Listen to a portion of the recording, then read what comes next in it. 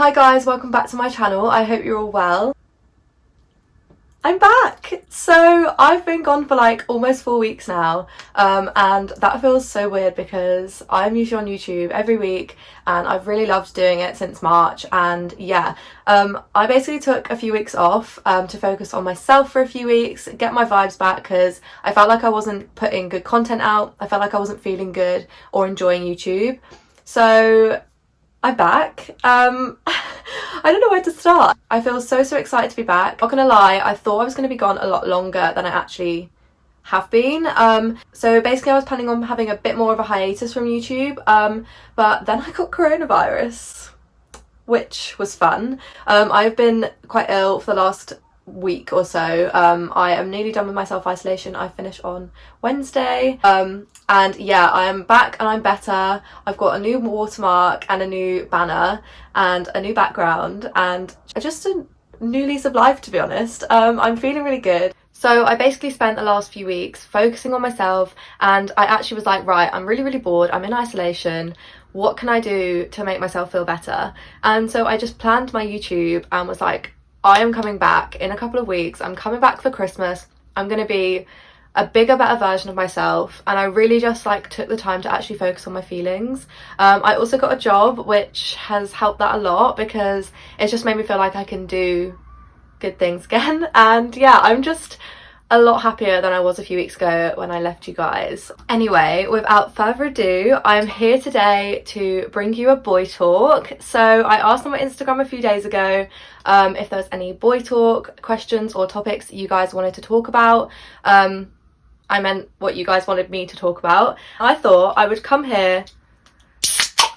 Oh, I just got that everywhere. Crack open a cold one. I've got a gin and what is it? A Copperberg gin and lemonade, which is unreal. These drinks are amazing. Have a wine glass because I don't have a gin glass in this house.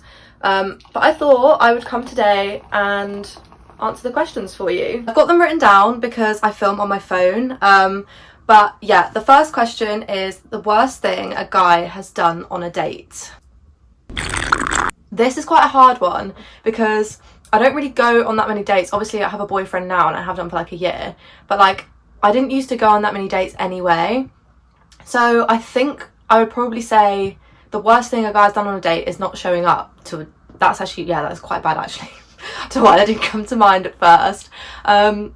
I used to talk to this guy, I think I was like 16, and he invited me out on this date and I got ready. Like I was at my family's house as well, and I was like getting a lift from like an aunt and uncle's house. My whole family was there and they were like so excited for me to go on this date.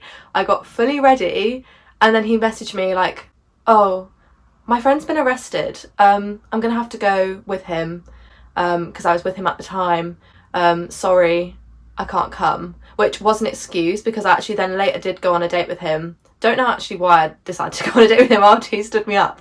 But I went on a date with him and he did admit that that was a lie. So actually, yeah, that is 100% the worst thing a guy's ever done on a date, is stand me up and then lie.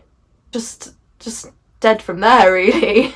I need to be really careful with this drink from now because I just spit it all down myself. Literally, that was full.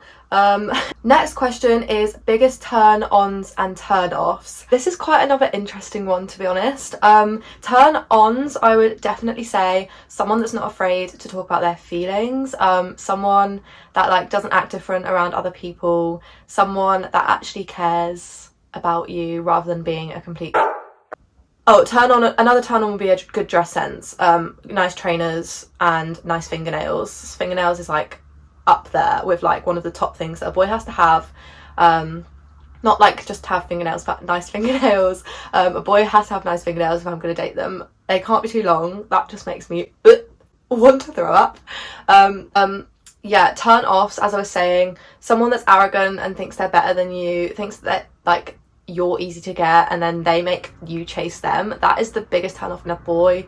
Also bad fingernails, as I said. I just have a thing about fingernails. I don't know what it is, but like if a boy has like overly long fingernails or fingernails that are really bitten down, oh, it is just ugh, it just makes me shiver. Okay, my camera has fallen like 5 times at this point and I'm really hoping it doesn't fall again because it's getting me really agitated and distracting me. So, one piece of boy advice you would give to your 14-year-old self is the next question. And I thought this was a really, really good one because 14-year-old me was so insecure. I'd never kissed a boy at that point, I don't think. And I think that it showed. I was so like, oh, I actually cringe thinking about it. But like with boys in the past, before I got a boyfriend, like even up until the age of like 20, like it's so embarrassing. But I was one of those girls that would like, literally, if a boy didn't reply, I'd like message them about 10 times and be like, why don't you like me? Oh my god. It really makes me cringe to think about, and I hate being like, that was me, but it was. I would regret that. I definitely think that I would say, look, chill the fuck out. If a boy doesn't rate you, just ignore him. Block his number, unfollow him on everything. Don't keep trying to chase him because that is the worst thing you can possibly do. It's embarrassing. I'd say, honey, are you not embarrassed? Because you should be. Boy, like, if you're like, oh, if I could give one piece of advice, I would have to give so much because I was so immature. Like, I actually just was. And I think if you haven't had a boyfriend, then you will be just like immature and you don't know how to handle boys. You don't know how to talk to boys. I don't know. I just was so obsessed with like getting a boyfriend, like having someone love me, that I just was not focused on actually like myself. And I think that if I focused on myself a lot earlier on in life, then I wouldn't have been as embarrassing with boys up until my 20s. The next question, one of my boyfriends actually asked this question, and a bunch of them were sending like random questions in to take the piss, like really sexual questions, and I was like, I'm not answering those. It's a harmless boy talk video, not a sex talk video. That's just not happening. One of them actually was quite a good question, so I've included it, and it's, do girls prefer foreskin or no foreskin? Can anyone let me know? Because I personally have never been with someone without foreskin, and therefore I wouldn't know, but I just don't think I would rate it. I don't know, is that mean? It's actually funny because the person that asked this question has no foreskin, but I just think it would be weird. I don't know. I don't know, because isn't it like really sensitive for them? Like I would feel like I don't know. I don't know. I've never been with a person without foreskin, and so therefore I feel like I'm not equipped to answer this question. But girls, if you have, let me know in the comments below what you prefer, because I know in America like all boys are like circumcised and that they think that it's weird that people in the UK aren't. I guess it's more hygienic, but at the same time, like I don't know, it's what weirds me out about no foreskin. The idea doesn't make me feel comfortable, let's just put it that way. But yeah, girls, let me know, and boys and people in between, let me know in the comments below if you have been with both, what do you prefer. The next one is literally just body count. Body count is an interesting one for me, and the question was, does body count matter? I feel like there's a lot of double standards on this particular subject, which are just so stupid. I feel like so many boys are like, oh, I can't be with her, like, oh, she's ugly, she's been with like 10 boys. Which is stupid. But then when they've slept with like 100 girls, they expect someone to want to date them. Literally, where is the common sense there? Like, it just doesn't make any sense to me at all. But personally, I don't think that it matters. I don't think it should matter. I think it doesn't, like, I don't know. The thing is, if I was going to date a boy and he'd slept with like 200 girls, I would just feel a bit like, oh, like, we're literally 22, like, that's like 10 girls every, I don't know, I can't do the maths, but it's a lot of girls to sleep with, and I just would think that like, oh, maybe I'm just another number. I think that's like the one thing that girls get scared of in that sense. But in general, I don't think it should matter. I think if you're both happy with each other, then why should it matter how many people they've slept with? Personally, I don't care how many people my boyfriend slept with.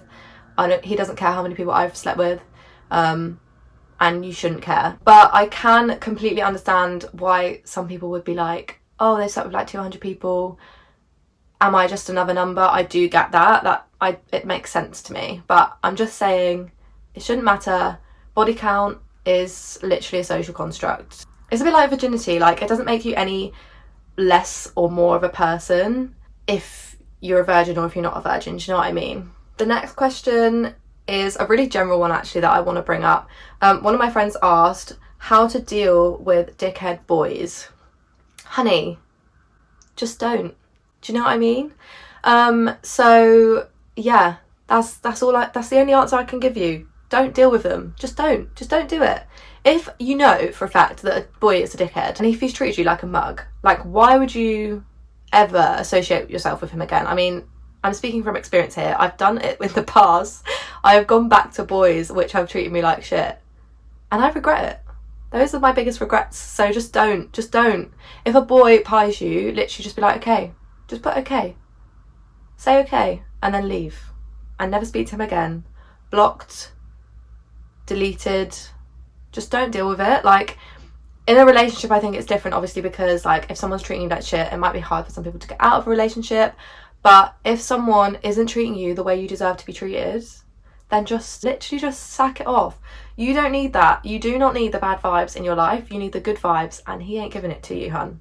Same goes the other way around, actually, because if a girl is being a prick, which I know some are, boys, just leave. Like, why are you putting up with that? If you're a nice lad, you have better girls out there waiting for you. There's plenty more fish in the sea, is the famous saying, and that is so fucking true. So yeah, if boy, girl, they, them, whatever you are, if your other half is treating you like shit, boy or girl, whoever they are, just go. Why are you putting up with that? Think about it in your brain and go, look, do I really need this in my life? Is this bringing me happiness? And if you can't name like 3 things that make you happy with them, or that they're doing to make you happy, then sorry, but they're probably not the one for you. So yeah, at the end of the day, just sack it off. God, I'm really taking I feel like I'm really taking tipsy get ready with me. I feel like I'm really taking tipsy boy talk to another level because I haven't drank in ages. I've not been well and I've hardly eaten today. So this one gin has gone straight to my head. Next question is right person, wrong time a thing? Like, is there such a thing as right person, wrong time? Personally, I don't think that there is. I think that if it's the right person, you will both do whatever it takes to make things work. I especially think that, like, I've thought that it's right person, wrong time before, and actually I know now that it wasn't the right person. And I think that, like, once you find the right person, you'll know, and you do know, like, there is the feeling inside you, and you're like, okay, this is my soulmate. I'm gonna be with them forever. I'm gonna marry you, whether you like it or not. No, but I think there definitely is. You can think that there's the right person, wrong time when you're in the moment, but, like, you'll look back at it later down the line and you'll be like, that was not the right person for me. Like, example, I've been with boys before where, like, I thought, oh my god, I'm so in love with this boy, like, I really fancy him, he's really fit, he treats me really nicely, and then we've, like, stopped talking because it's like, right person, wrong time. And then I actually look back at it and I'm like, that was really toxic. That whole situation was toxic, and I only know that now because I'm in a loving, caring relationship which we actually, like, care about each other's emotions and do things to help each other and are there to support each other, and that is such a weird feeling after never really having that before. But yeah, I definitely think there is no such thing as right person, wrong time. If you disagree, let me know, but I just think you will realise when you're older that that was just the wrong person. Like, there's just, if it's the right person but wrong time, it's just, that's not a thing, because if it was the right person, you would do whatever it takes to make it work with each other. Do you know what I mean? Like if it's like long distance, like, if you really wanted to make it work, if that person was your soulmate, you would 100% not care about the long distance. You would make that couple hour round trip every weekend to see them if you can, or every other week or whatever. So yeah, right person, wrong time is not real. Stop kidding yourself. If you think it's right person, wrong time, they're probably just the wrong person. The setup right now is just absolute shambles. Final question that I'm going to answer today, just because I don't want to ramble too much and I don't want this vlog to I don't want to be I can't fucking talk. I've literally, like, not even finished my drink yet. I'm going to try and make this short and sweet and answer the final question. Fucking hell. This was my favourite question out of all the ones that anyone asked, and it is, can you be friends with an ex when you're in a new relationship? Now, thank you, Lauren, for asking this one, because this is a big topic. I feel like this is a topic that will divide people and will divide relationships, and this topic will end relationships. I'm going to start off with a story to answer this question. I was on YouTube a couple weeks ago, and this girl basically commented, I think it was on a Sophia and Cinzia video, and this girl basically commented like, can someone help me, my boyfriend of like a couple years keeps not letting me know when he's going to visit his girl best friend, and doesn't want to introduce me to her. And when she's asked, the girl best friend has also been like, no, I have no interest in meeting this girl. Now that to me, I was like, honey, I replied and I was like, honey, sack him off, like that is shady. Like my boyfriend has always made a conscious effort. He doesn't really have like girl, like best friends, like all of his best friends are boys, I would say, but like he has close girlfriends and I have close boyfriends, definitely, and we've both always made a conscious effort to be like, oh, like should we go on a double date, or like do you want to meet up and go to the pub as a 4 or a 6, or like, you know, triple double dating cute, or just even like to go somewhere as a 3, like with you, your boyfriend and the girl or the boy, or like, do you know what I mean? I personally think no, you can't be friends with an ex, but I know that a lot of people are, and like, I don't know, I just find it weird. Like I just don't think that I could personally do that. I don't think that I would be comfortable as well if my boyfriend was friends with his ex, because I just think like friends have an input on your relationship in some ways, and I know that like you should ignore them or whatever, but if your boyfriend does something wrong, or like, but imagine if your boyfriend is like friends with his ex and she's like, oh, Jess has cheated on you, or like Jess has done this, Jess has done that, just to spite you. Like I feel like there's more chance of shit like that happening if they're friends with their ex. And also if I'm friends with my ex, like, oh, I just don't feel like it's a comfortable situation unless you both ended on really, really good terms. I just don't think, no, I can't picture it. Like I don't think I've ever ended on like good enough terms with someone to be friends with them, especially whilst I have a new boyfriend. I just find it bizarre. Like why would you literally have you've met your soulmate, you've met your new man, you've met your new woman or other person, whatever you identify as, you've met your new partner. Why would you need to be friends with an ex? Like I don't personally see a point in that. I don't know if that's my opinion, but yeah, I know a lot of people that are friends with their exes though, and they always sleep together. That's another thing. Like if you are friends with your ex, what's to say that when you're with your new boyfriend, like you get drunk on a night out and don't sleep with your ex? I just think that's weird. Like whereas if you're not friends with them, that would never cross your mind. I mean, I know you should never cheat anyway, but like, I don't know, I just don't think I would trust anyone to be friends with their ex. But like, I don't know, it depends how recent as well. I think if it was like a really recent ex, I'd be like, no, like literally that's weird. Like I don't think I could be comfortable with that at all. But then maybe if it's like an ex from like, oh, we were together in year 4 when we were 12, that might be all right, you know. Also, you're not 12 in year 4, you're like 8 or 9, aren't you? Honestly, I don't know anymore. So that is the end of the video. I hope that you all enjoyed. I am honestly so happy to be back. Also, look how cute this top is. I don't know if you can see, but it's Groovy Chick, and I feel like it's such a vibe. Thank you so much for watching the video. I feel like it's only right that I see this off, because welcome back to my channel, or if you're new here, welcome. I am going to be posting every Sunday. I am really excited to be back. The only reason I left is because I wasn't happy with the content that I was putting out, and also like I needed a vibe check, do you know what I mean? And I feel like I've got that now. I'm back and I'm better, so cheers to that.